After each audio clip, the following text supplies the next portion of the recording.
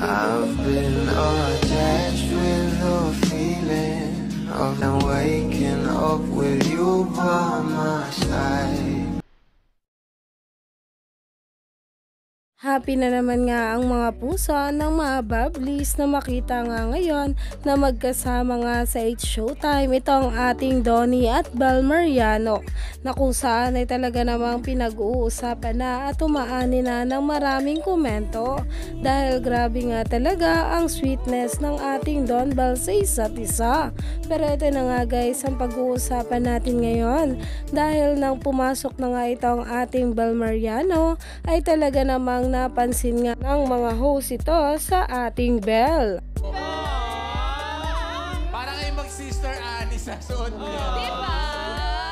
Ayon nga sa mga host ay talagang parang mag-sister nga raw itong si Ann at Bel, dahil na nga rin sa angking kagandahan nito at sa kanilang suot ngayon. Winning in white, yes. May pagka-blonde din daw siya.